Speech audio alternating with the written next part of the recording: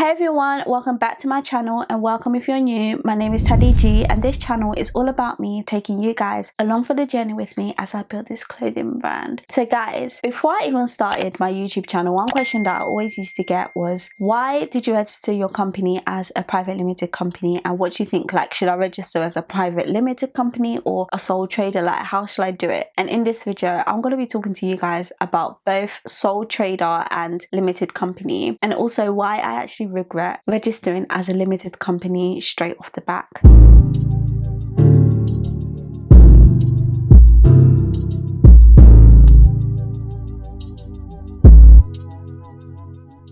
So in the UK, you can register your company as either a sole trader, a limited company, or a partnership. But I'm actually going to just talk about the two most common ones, which are usually a sole trader or a limited company. A sole trader is a person that runs their business as an individual. The person and the business are one entity, so that person is responsible for all the losses and all the profits of that particular business. It is actually one of the most popular ways of registering a business, especially in the UK, as a freelancer. So what I mean by freelancers are those that are like photographers or graphic designers, models. Those kind of freelancers, they do tend to like to be registered as a sole trader. A limited company is a business that has its own entity. So it's almost like another person, if you want to think it that way. And that business tends to be controlled using shares. So different individuals would have shares within that business. So that's what a sole trader and a limited company are. So the pros of being a sole trader: when setting up your business, it's easy, there's not much paperwork, and it's free. Your privacy is always protected because you don't have to put your business on the public database for everybody to see. You tend to have complete control over your business because there's no other individuals that have shares within your business, because it's just you and your business. When it comes to picking the name of your business, you're not actually limited by the names that you can choose for your business in comparison to, say, if you had registered as a private limited company. And lastly, should you choose to actually want to become a private limited company, it's relatively easy to change your business structure in that sense. So in terms of cons, you and your business are one, so you're liable for any losses that that business may make. So say if you take out a loan for your business and your business goes to kaput, you have to pay that loan back because you and that business are one. This means all your belongings are at risk. Like, say if you own a home and your business,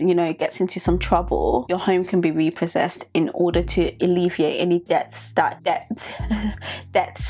business may have occurred. When you're a sole trader, you do tend to pay a little bit more tax than, say, if you are registered as a private limited company. Also, when you're a sole trader, unfortunately, when it comes to dealing with certain clients, you do appear to be less attractive than somebody that is actually registered as a private limited company. And when you do decide to scale your business, because we're trying to make money out here, when you're a sole trader, that business structure is a little bit restrictive when it comes to actually now scaling your business as a sole trader. You may find it difficult when it actually comes to trying to access funding for your business. Income tax as a sole trader can be between 20 and 45%, and there's no maternity paid. And that's pretty much it for the cons of registering as a sole trader. So limited company, as I mentioned, a limited company is a separate entity to you, which means that if things do go to kaput, you're more likely not actually liable to pay in back those loans or those damages or those debts that that business has incurred, because that business is an entity in itself. So your belongings, your house and that's registered in your name is not at risk. The only thing that you're liable for is the money that you have invested in that business and the time that you've invested in that business. And these are the pros. These are the pros of a limited company that I'm talking about right now. I'm not sure whether I actually mentioned that at the start. In most circumstances, you actually do pay less tax than that of a sole trader. And like I mentioned earlier, with sole trader, it is difficult to work with clients because clients want to work with limited companies. So a pro being registered as a private limited company, you are seen to be a little bit more professional. Although it is still difficult to borrow money from a bank, it is easier than that of a sole trader because your business, as I mentioned, is a separate entity, so it actually has its own credit rating. So dependent on your business's credit rating will tell you whether or not a bank's going to lend you money. When you register as a limited company, the name of your business is protected. One really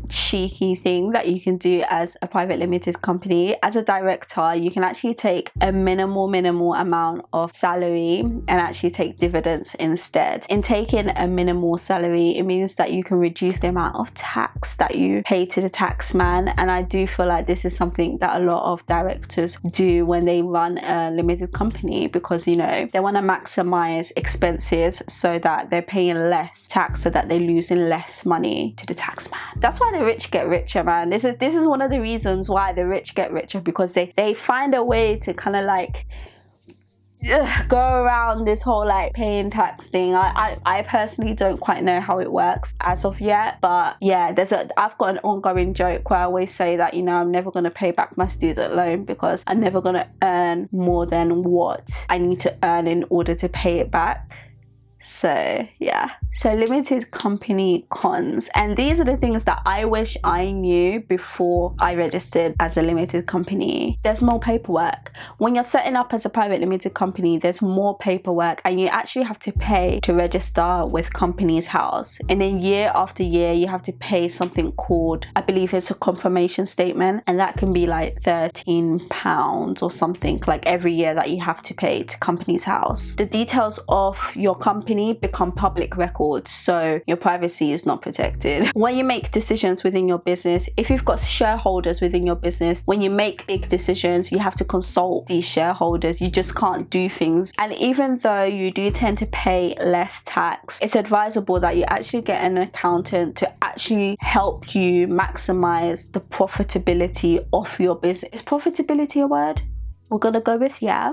You actually need to get an accountant to help you maximize the amount of money that your business is making in terms of, you know, the taxes and all of that kind of jazz. And getting an accountant, obviously it costs money. When it comes to actually submitting your accounts for your business every year, it's long and it's complicated and it's not easy to do. So that's it for private limited company. So Shiva is registered as a private limited company, and the reason why is because I'm a full believer in start as you mean to go on. As I mentioned with sole trader, when it comes to scaling your business, you can be restricted a little bit, but when you're registered as a private limited company, most big corporations are registered this way, which means that you are able to scale your business. So like I said, I am a woman of start as you mean to go on, so I was like, you know what, private limited company is. And the idea of my business being a separate entity in itself, like Shiva I almost said my own name wrong, Shiva is its own person. So I thought,